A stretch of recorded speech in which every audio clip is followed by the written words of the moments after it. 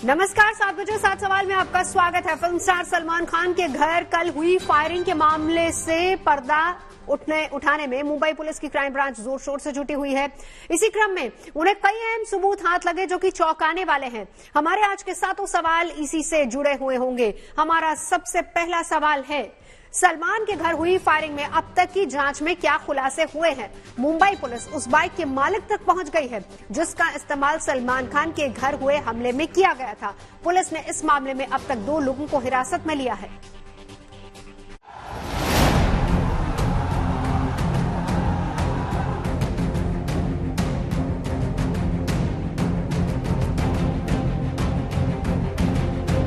Bollywood star Salman Khan के घर पर फायरिंग करके सनसनी मचाने वाले शूटर्स को लेकर मुंबई पुलिस को एक बड़ी लीड मिली है। इस घटना की सीसीटीवी फुटेज के सामने आने के बाद पुलिस उस बाइक के मालिक तक पहुंच गई है जिसका इस्तेमाल शूटर्स ने फायरिंग के लिए किया था। पुलिस के मुताबिक शूटर्स ने जिस बाइक का इस्तेमाल हमले के लिए किया था, उन्होंने रायगढ़ जिले के एक व्यक्ति से सेकेंड हैंड खरीदी थी। पुलिस उस बाइक के मालिक तक पहुँच गई है और उस व्यक्ति ने खुलासा किया है कि उसने ये बाइक कुछ दिनों पहले ही बेच दी थी। सलमान खान के घर के ऊपर कल 2 लोगों ने फायरिंग की, जिसकी जांच अब मुंबई पुलिस की क्राइम ब्रांच कर रही है और इसमें मुंबई क्राइम ब्रांच को कुछ अहम सुराग हाथ लगे हैं। मुंबई क्राइम ब्रांच ने उस बाइक के ओनर को और उस डीलर को ढूंढ निकाला है जिनसे बाइक इन हमलावरों ने खरीदी थी। मुंबई पुलिस ये पता लगाने की कोशिश कर रही है कि ये बाइक हमलावरों को इन्होंने किसके कहने पर बेची या हमलावरों ने इनसे सीधे संपर्क किया था और कैसे इनके संपर्क में वो आया। मुंबई क्राइम ब्रांच ने इस मामले में 2 लोगों को हिरासत में लिया है, जिसमें एक रायगढ़ का बाइक मालिक है, दूसरा एजेंट बताया जा रहा है जिसके माध्यम से बाइक का सौदा किया गया। बाइक खरीदने के बाद हमलावरों ने सलमान खान के घर के बाहर कुछ दिनों तक रेकी की थी। इतना ही नहीं, हमला करने के बाद बांद्रा इलाके से किस तरीके से बाहर निकला जाए इसकी भी पूरी तैयारी हमलावरों ने कर रखी थी। इतना ही नहीं, इसके आगे जाकर हमलावरों ने पुलिस की जांच को मिसलीड करने के लिए एक ऑटो रिक्शा वाले से बांद्रा के बाहर निकलने का रास्ता भी पूछा, जबकि बांद्रा के बाहर निकलने का उनका प्लान और रास्ता दोनों उनके पास पहले से तैयार था। क्या बाइक सीधे शूटर्स को बेची गई या फिर किसी और ने बाइक खरीदकर शूटर्स को हैंडओवर किया? आरोपी बाइक मालिक तक किसके रेफरेंस से पहुंचे थे और बाइक बिकने वाली है, इसकी जानकारी किसने किसको दी और क्या इस डील में कोई मिडिल मैन भी था और अगर था तो उसका इस हमले में क्या हाथ है?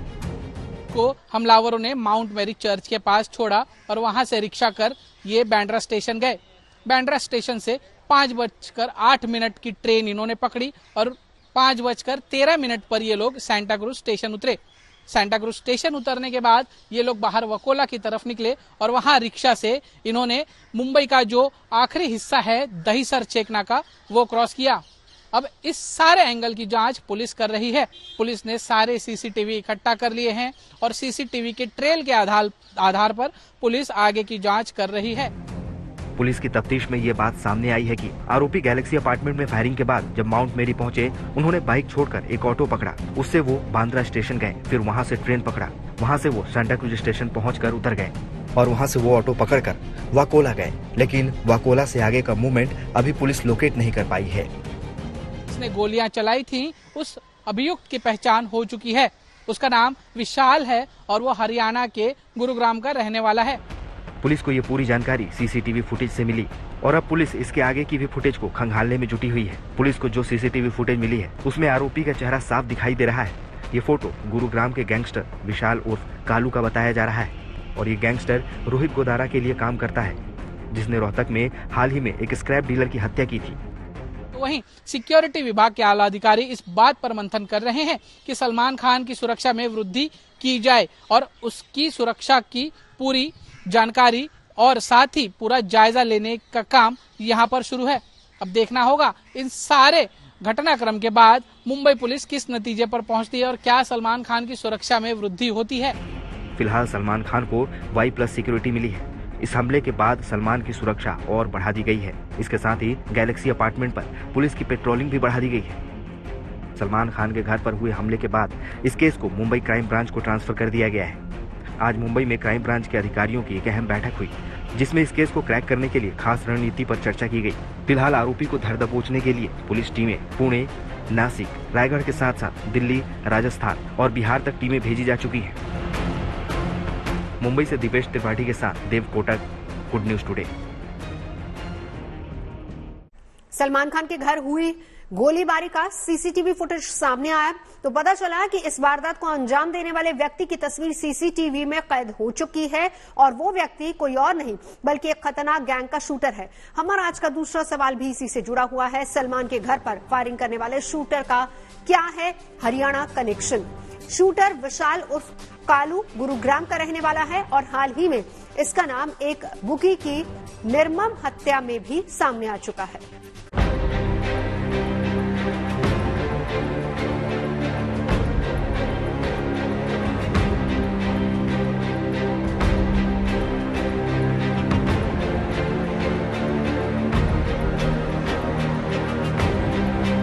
ये घर है कथित तौर पर उस शूटर का जिसका नाम सलमान खान के घर पर हमला करने के मामले में सामने आ रहा है।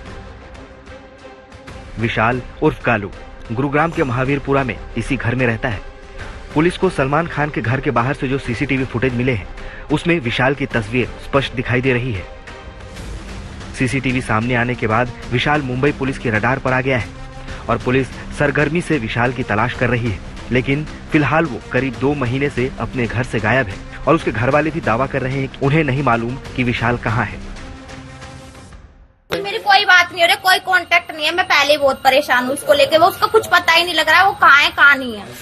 25 साल का विशाल 3 भाइयों में सबसे छोटा है और शुरू से ही वो आपराधिक गतिविधियों में शामिल रहा है।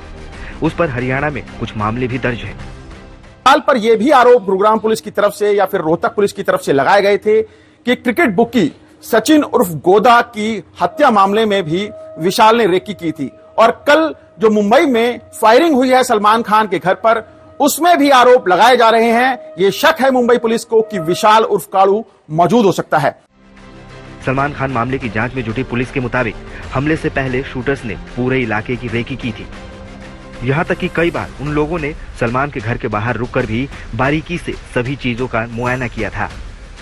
विशाल पर दिल्ली और गुरुग्राम में कुल 5 मुकदमे दर्ज हैं। हाल ही में विशाल ने रोहतक में एक सनसनीखेज हत्याकांड को अंजाम दिया था जिसका सीसीटीवी जमकर वायरल हुआ था।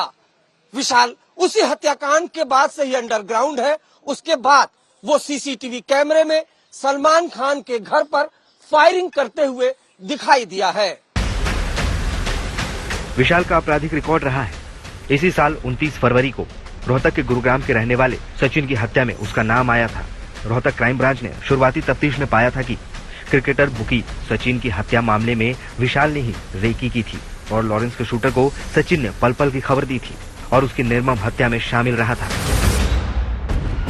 इस हत्याकांड के बाद से ही विशाल फरार चल रहा है और अब तक रोहतक क्राइम ब्रांच से लेकर कल देर रात तक दिल्ली पुलिस की स्पेशल सेल विशाल के महावीरपुरा स्थित इस घर पर रेड मार चुकी है।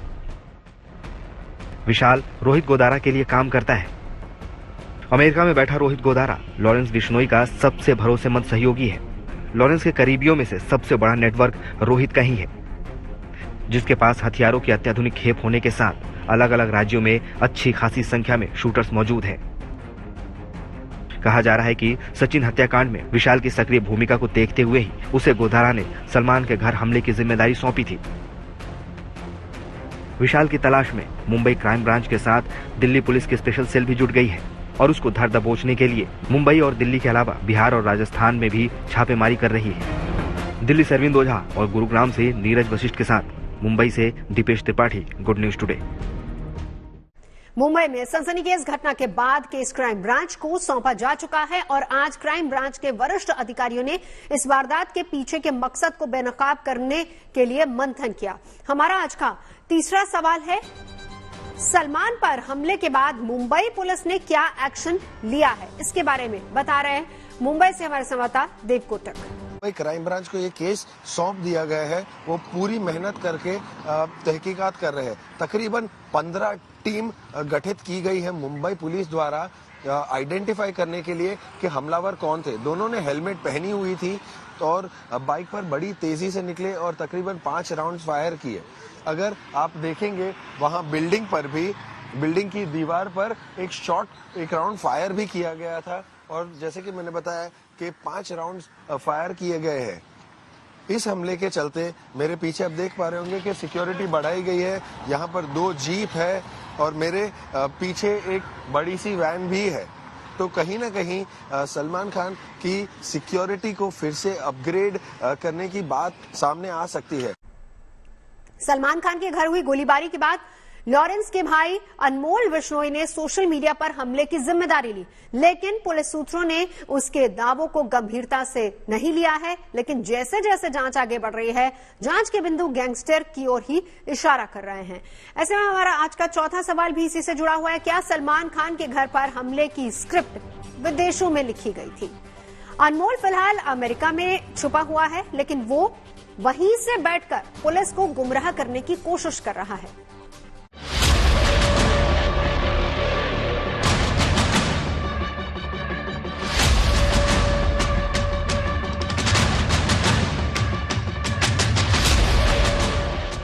बॉलीवुड के दबंग सलमान खान के घर के बाहर रविवार को सुबह उस वक्त सनसनी मच गई जब शूटर्स ने उनके घर गैलेक्सी अपार्टमेंट के बाहर ताबड़तोड़ फायरिंग की घटना को अंजाम दिया।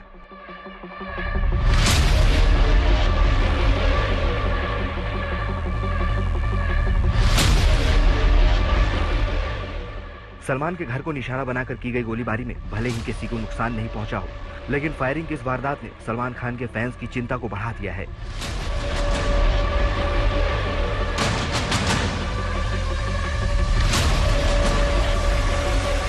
सलमान के घर हुए इस हमले के बाद पुलिस और जांच एजेंसियां दोनों सक्रिय हो गई हैं।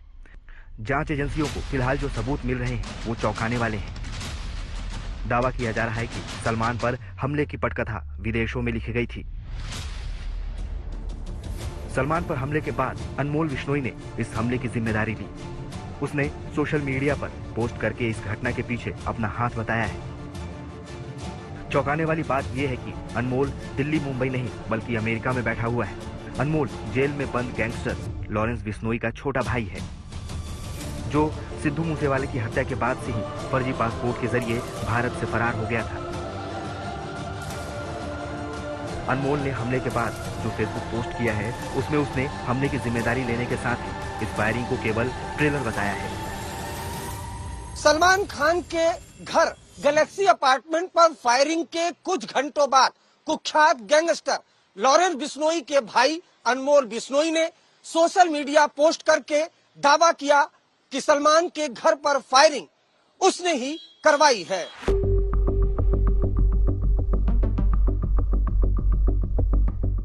मुंबई पुलिस को जांच में पता चला है कि जिस फेसबुक पोस्ट को अनमोल ने किया था उसका आईपी एड्रेस कनाडा का है, लेकिन पुलिस को आशंका है कि इस पोस्ट के लिए पुलिस को गुमराह करने के लिए वीपीएन प्रणाली का इस्तेमाल किया गया हो सकता है, क्योंकि जिस अनमोल बिश्नोई ने फेसबुक पोस्ट किया था उसकी करंट लोकेशन कैलिफोर्निया बताई जा रही है। गैंगस्टर लॉरेंस बिश्नोई के भाई अनमोल बिश्नोई ने लिखी थी। जब उसका आईपी एड्रेस ट्रेस किया गया या उसकी जांच की गई तो यह पता चला कि उसका आईपी एड्रेस कनाडा का दिखा रहा था, पर इन्वेस्टिगेटर्स की माने तो अनमोल बिश्नोई की लोकेशन कैलिफोर्निया अमेरिका में है। उसने वीपीएन प्रणाली के द्वारा अपनी आईपी एड्रेस चेंज की, अपना लोकेशन चेंज किया है, ऐसा माना जा रहा है। आपको बता दें कि अनमोल बिश्नोई ने फेसबुक पोस्ट में सलमान खान को धमकाया और यह भी कहा कि ये सिर्फ ट्रेलर है और अगर आप जंग चाहते हैं तो हम जंग करेंगे। ये पहली बार नहीं है जब सलमान खान पर हमले की कोशिश की गई। इससे पहले भी उनको हमले की धमकी मिलती रही है। ऐसे में हमारा आज का 5वां सवाल भी इसी से जुड़ा हुआ है। सवाल ये है कि इससे पहले कब कब सलमान खान पर हमले की कोशिश हुई है। इसके बारे में ज्यादा जानकारी दे रहे हैं मेरे सहयोगी अरविंद ओझा। सुपरस्टार सलमान खान बीते कई सालों से कुख्यात गैंगस्टर लॉरेंस बिश्नोई और उसके गैंग के निशाने पर हैं। साल 2018 में पहला अटेम्प्ट हुआ जब हरियाणा का कुख्यात गैंगस्टर संपत नेहरा मुंबई पहुंचा, सलमान खान के गैलेक्सी अपार्टमेंट की रेकी की। चूंकि संपत नेहरा के पास लॉन्ग रेंज का वेपन नहीं था, इसलिए दोबारा वो हरियाणा आता है, लेकिन उसके पहले ही हरियाणा पुलिस उसे गिरफ्तार कर लेती है। उसके बाद सिद्धू मूसेवाला की हत्या के बाद एक बार फिर गोल्डी बरार के कहने पर बिश्नोई के शूटर मुंबई पहुंचते हैं। सलमान खान फार्म हाउस की रेकी की जाती है, वारदात को अंजाम दिया जाता इसके पहले ही एजेंसियों ने उन शूटरों को गिरफ्तार कर लिया। सलमान खान पर हुए हमले के पीछे भी तिहाड़ में बंद लॉरेंस बिश्नोई का नाम सामने आ रहा है। लॉरेंस इससे पहले भी कई बार सलमान खान को धमकी दे चुका है। ऐसे में हमारा आज का छठा सवाल भी इससे जुड़ा हुआ है। सवाल ये है कि बिश्नोई गैंग की सलमान खान से क्यों है दुश्मनी, इसके बारे में बता रहे हैं हमारे संवाददाता अरविंद ऊषा। लॉरेंस बिश्नोई हाथ धोकर सलमान खान के पीछे क्यों पड़ा है, तो ये हम आपको बताते हैं। दरअसल सलमान खान पर काले हिरण के शिकार का आरोप लगा था। बिश्नोई समाज काले हिरण को पूजता है।